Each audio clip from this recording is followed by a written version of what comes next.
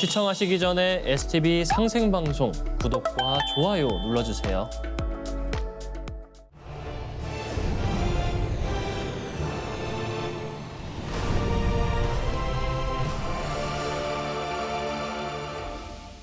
안녕하세요. 대한독립을 외치다 송영대입니다. 나라를 멸할 수 있으나 역사는 멸할 수 없다고 하였으니 그것은 나라는 형이고 역사는 신이기 때문이다. 박은식 선생이 지은 한국통사 서문의 내용으로 역사의 중요성을 설파한 명언인데요. 오늘은 쓰러진 한민족의 혼을 깨우기 위해 헌신한 백암 박은식 선생에 대해 알아보겠습니다.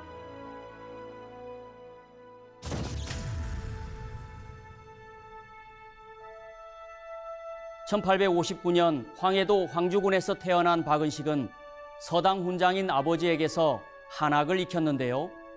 시문에 뛰어나 신동이라는 소리를 들었으며 성리학을 일으킨 주자에 대해 존경심이 깊었다고 합니다. 하지만 과거 공부에 회의를 느낀 그는 17세가 되자 집을 나와 명망 있는 이들과 교유합니다. 다산 정약용의 문인에게서 실학을 배우고 조선말 위정 척사파의 거두였던 이항로의 학풍을 익히며 성리학에 몰두한 것이죠. 1885년에는 향시에서 특선으로 뽑혀 숭인전의 참봉가설과 동명왕릉의 참봉을 역임했는데 이때의 관직 생활이 그의 역사관에 영향을 끼친 것으로 보입니다. 선생이 본격적으로 민족운동에 뛰어든 건 40세가 되던 1898년인데요. 독립협회의 만민공동회에서 문교 분야의 간부를 맡은 것이죠. 그리고 남궁억, 유근 등이 창간한 황성신문에서 장지연과 함께 주필로도 참여했는데요. 이처럼 주자학을 신봉하던 그의 사상이 바뀐 건 동서양의 각종 서적을 접하게 되면서 세계의 변화에 눈뜨게 됐기 때문입니다. 보수 성리학의 틀에서 벗어나 지행합의를 추구하는 양명학을 깊이 연구하며 근대적인 변화와 발전에 주체적으로 참여하는 개혁적인 사고를 지니게 된 것이죠. 그러나 러일 전쟁에서 승리한 일본이 1905년 11월 우리나라 외교권을 빼앗는 을사늑약을 체결하면서 황성신문은 최대의 위기를 맞게 됩니다. 장지연이 황성신문에 시일야 방성대국이라는 논설을 실어 을사늑약의 부당함을 규탄하자 일제가 황성신문을 정간시켜버린 것이죠. 1년 후에 다시 복간됐지만 장지연이 복귀하지 못하자 선생 혼자 주필로 남아 강제 폐간될 때까지 신문의 발간을 주도했습니다.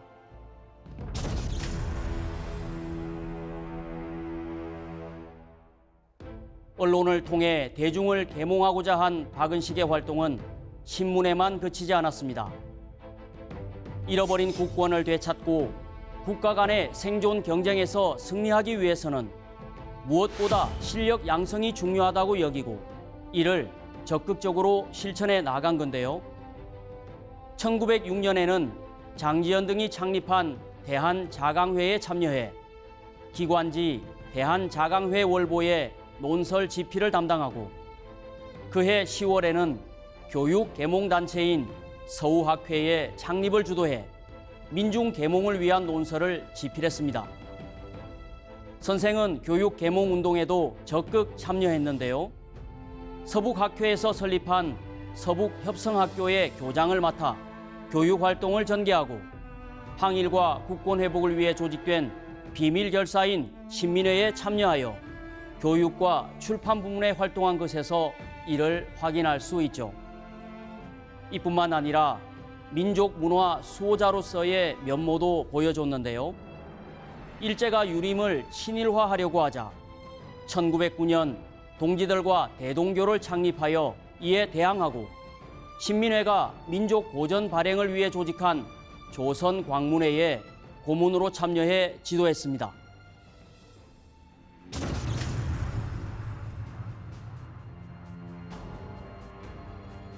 1910년 8월 29일 수많은 민족운동가들의 희생에도 불구하고 우리나라는 일제에게 강제 병합을 당하고 말았는데요.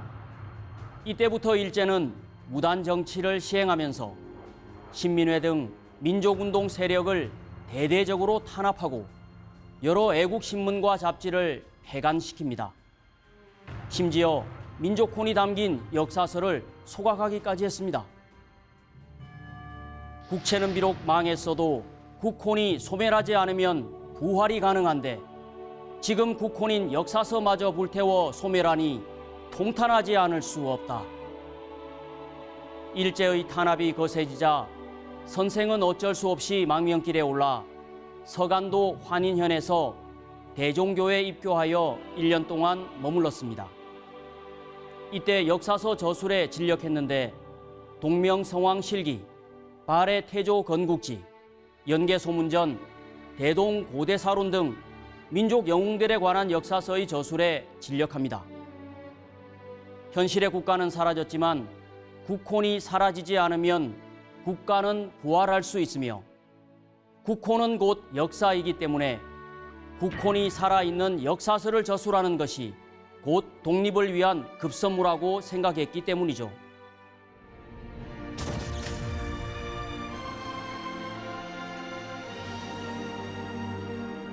(1912년) 이후 선생은 중국 등지를 돌며 망명 애국지사들을 만나 그해 7월 상해에서 교민단체인 동제사를 결성하고 박달학원을 설립해 민족교육을 실시했습니다.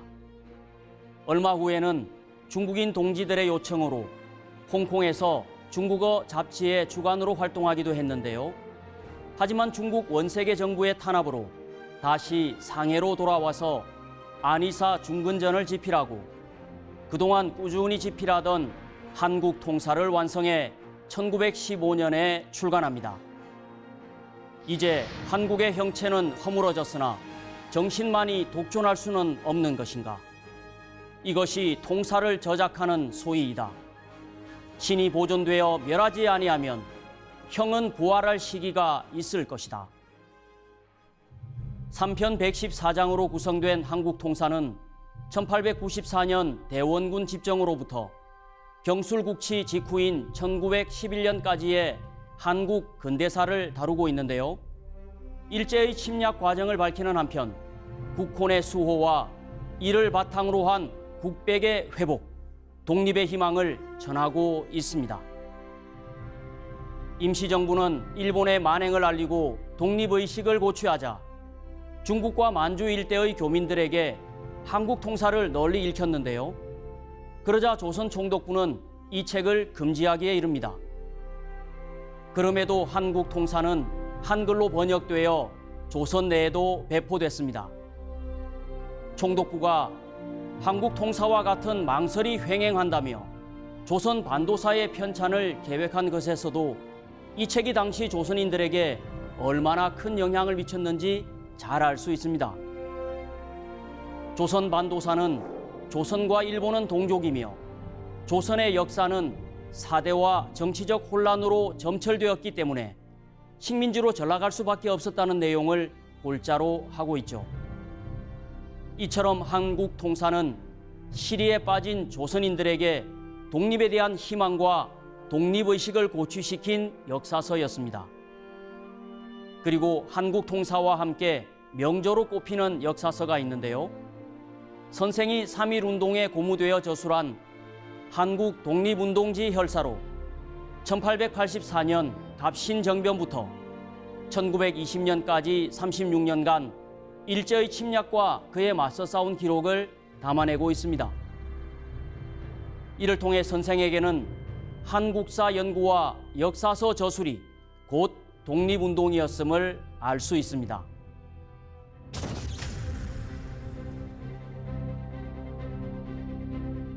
(1919년) 러시아 블라디보스톡에서 3.1운동을 맞이한 선생은 육순의 나이에도 불구하고 노인 동맹단을 조직해 국내의 거족적인 독립운동에 호응해 나갔습니다. 65세의 노인 동맹단원인 강우규 의사를 서울에 파견해 새로 부임하는 사이토 총독에게 폭탄을 투척하게 한 것도 그 일환이었죠. 그러나 3.1운동을 계기로 상해에서 대한민국 임시정부가 발족했지만 독립운동 노선과 이념의 차이로 분열하여 대립하고 마는데요. 선생은 임시정부의 기관지인 독립신문사의 사장으로 취임해 갈등을 수습하고자 혼신의 노력을 다했습니다.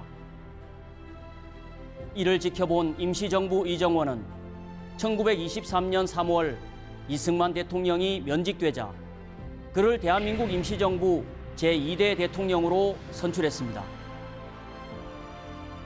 하지만 선생은 대통령 취임 일주일 만에 대통령 중심제를 일종의 내각 책임제인 국무령제로 바꾸는 것을 골자로 하는 헌법 개정안을 제출합니다.